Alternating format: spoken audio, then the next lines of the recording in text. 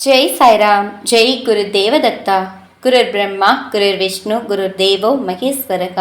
गुरु साक्षात् परब्रह्मा तस्मै श्री गुरुवे नमः।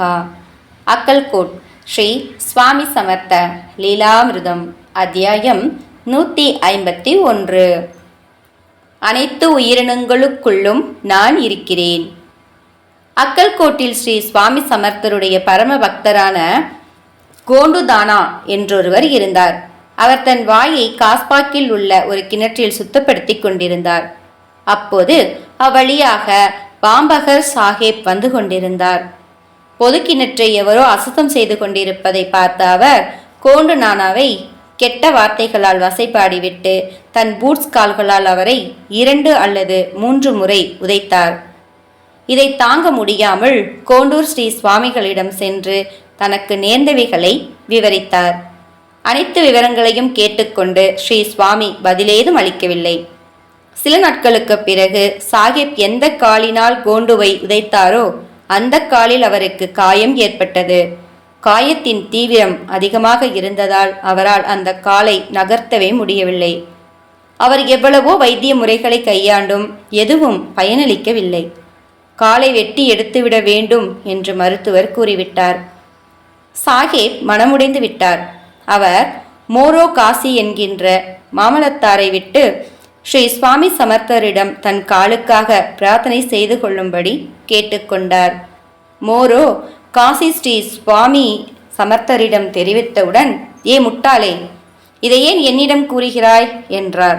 சாஹேப்பினால் ஸ்ரீ சுவாமிகளின் கோபத்திற்கான காரணத்தை புரிந்து கொள்ள முடியவில்லை.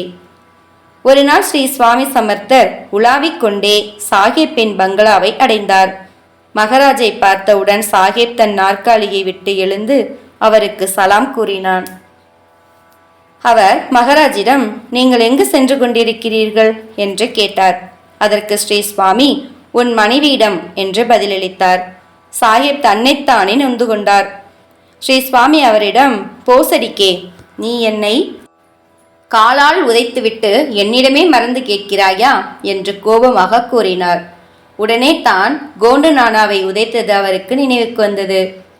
ஸ்ரீ சுவாமி சமர்த்தரின் கோபத்திற்கான காரணத்தை உணர்ந்து கொண்ட சாஹேப் தன் தலையை ஸ்ரீ சுவாமிகளின் பாதங்களின் மீது வைத்து, சுவாமி, தயவு செய்து என்னை மன்னித்து விடுங்கள். என்னால் இந்த வலியின் வேதனையை தாழ முடியவில்லை. ஏதாவது மருந்து கூறுங்கள் என்று கெஞ்சினார். மனம் திருந்தி மன்னிப்பு கேட்டவுடன் ஸ்ரீ சுவாமி சமர்த்தரின் கருணை அவர் மீது பொழியத் தொடங்கியது. ஹலீமை, அதாவது ஆளி விதையை போன்றது. தாராளமாக எடுத்துக்கொண்டு அரிசி கலைந்த தண்ணீருடன் சேர்த்து குடி. அதை உன் காயத்தின் மீதும் தடவு என்று கூறினார். இவ்வாறு 8 நாட்களுக்கு செய்தவுடன் அவருடைய கால் முற்றிலும் குணமடைந்தது. தவறு செய்வது மனித இயல்பு.